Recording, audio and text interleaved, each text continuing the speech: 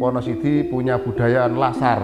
Budaya lasar ini budaya dari leluhur, ini masih tetap dijaga kelestariannya di Desa Wonosidi. Budaya rewang berkaitan dengan orang mau punya hajatan. Budaya-budaya seperti itulah yang nantinya kedepannya akan kita kembangkan, akan menjadi potensi Wonosidi, sehingga Wonosidi nanti akan menjadi desa edukasi wisata.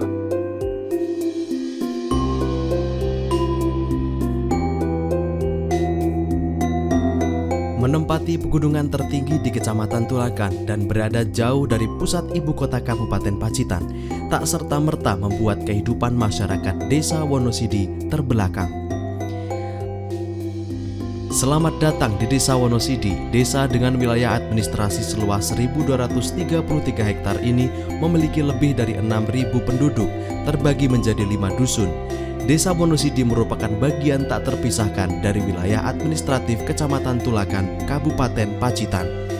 Secara harfiah, penyebutan Desa Wonosidi terdiri dari dua kosakata Jawa. Wono berarti hutan dan Sidi berarti sakti, atau pendapat lain menyebutkan Sidi berarti sidik alias jujur. Paling baku yang di Wonosidi adalah sifat gotong royong. Inilah kearifan yang sangat luar biasa yang perlu digali, dikembangkan. Karena secara ekonomi warga masyarakat Wonosidi tidak ketinggalan jauh dari warga-warga yang dekat dari perkotaan. Hutan, ladang, dan sawah adalah tempat masyarakat Desa Wonosidi menggantungkan nafkah. Musim panen padi menjadi saat-saat menggembirakan bagi masyarakat, di mana lebih dari 90% warga Desa Wonosidi berprofesi sebagai petani. Menjadi adat dan istiadat yang begitu kental dan menjamur untuk bersama-sama bergotong royong memanen padi. Walau tetap menerapkan sistem pertanian tradisional, petani Desa Wonosidi tak segan mengadopsi peralatan modern demi efektivitas bertani sekaligus meningkatkan hasil panen. Tidak hanya padi, tanaman jenis hortikultura menjadi sumber makanan pokok masyarakat Desa Wonosidi. Lahan yang subur begitu mendukung tumbuhnya berbagai komoditas perkebunan. Prospek ekonomi dari tanaman porang serta komoditas lain turut menambah pundi-pundi rupiah bagi pekebun di Desa Wonosidi. Komoditas yang menjadi andalan warga Wonosidi yang selama ini adalah cengkeh, ini beralih kepada tanaman yang per tahunnya itu bisa menghasilkan secara ekonomi. Ini jahe, porang, dan sebagainya ini mulai dikembangkan di Wonosidi karena mengganti cengkeh yang saat ini sedang terserang virus. Dengan mengolah potensi desa, usaha mikro kecil menengah juga digeluti masyarakat Desa Wonosidi. UMKM menghasilkan bermacam bahan makanan seperti gula aren, kerupuk, tempe, hingga olahan jamu. UMKM menjadi trigger perekonomian desa lantaran mampu menyerap tenaga kerja produktif yang berasal dari warga setempat. Keberadaan UMKM semakin berkembang dengan hadirnya mekanisme pembiayaan modal swadaya masyarakat, meliputi koperasi simpan pinjam wanita, arisan kelompok PKK, arisan kelompok tani, hingga arisan warga di setiap dusun. Praktek ekonomi sirkular gotong royong yang begitu membantu permodalan masyarakat secara rutin memperoleh pendampingan dan fasilitasi dari pemerintah desa.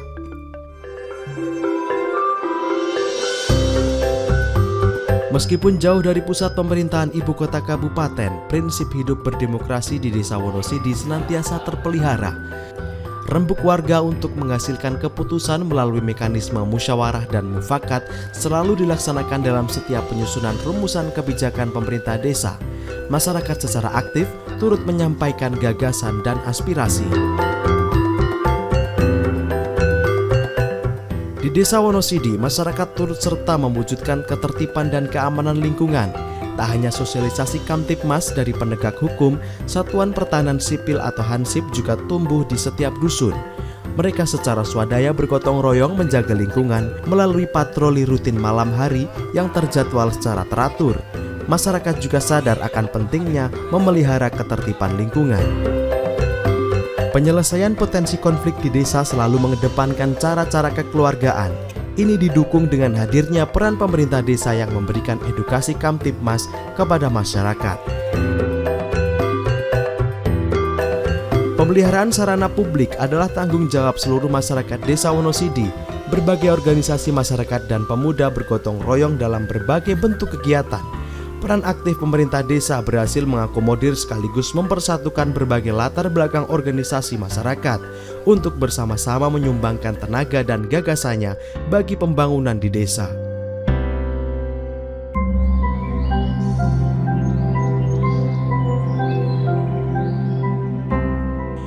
Adat gotong royong warga desa Wonosidi diwariskan secara turun-temurun.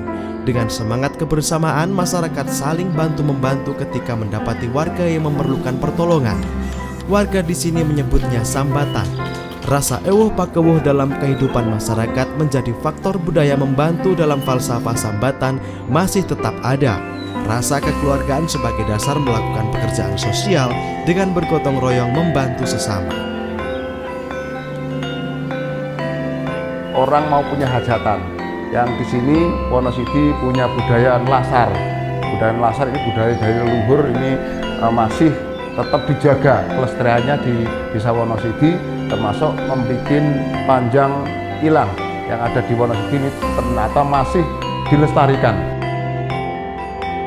Kita berusaha untuk mengingatkan kepada warga masyarakat, khususnya anak-anak kecil, agar budaya-budaya yang warisan dari leluhur ini tetap kita sampaikan kepada anak cucu, agar kedepannya anak cucu itu tidak melupakan sejarah yang ada di desa Wonosidi.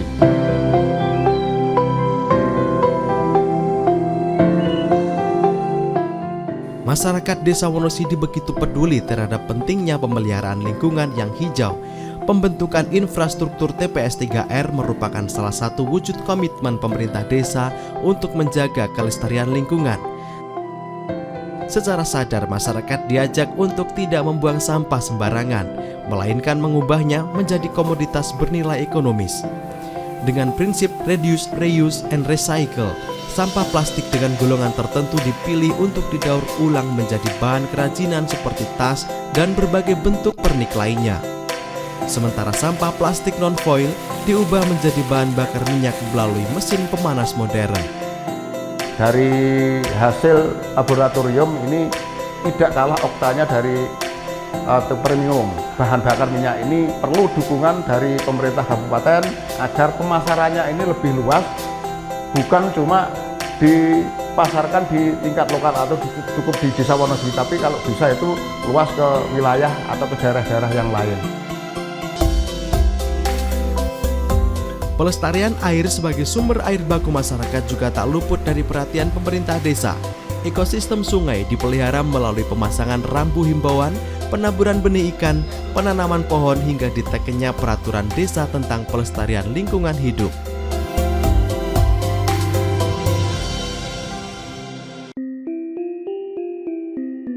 Kesehatan merupakan instrumen tolok ukur kesejahteraan masyarakat desa.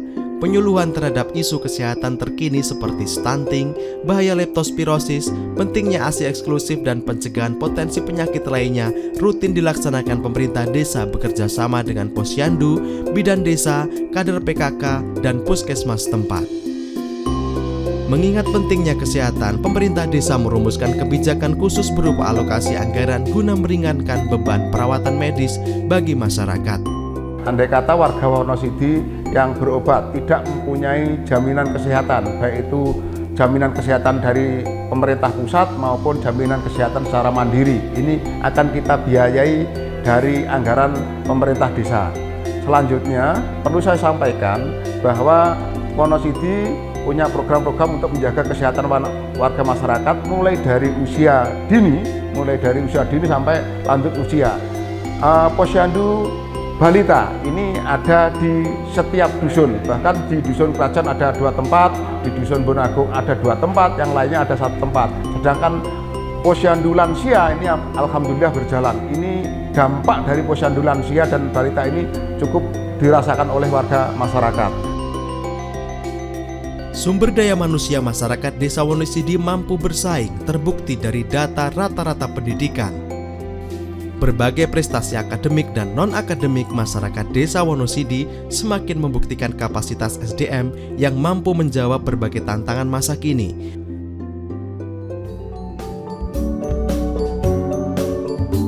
Role model kehidupan perkotaan yang konsumtif memang tak diterapkan sebagai gaya hidup masyarakat di Desa Wonosidi. Lebih daripada itu, semangat hidup dalam kesederhanaan, kegotong royongan, dan nilai adiluhung adat dan budayalah yang menjadi modal masyarakat Desa Wonosidi untuk hidup sejahtera dan bahagia.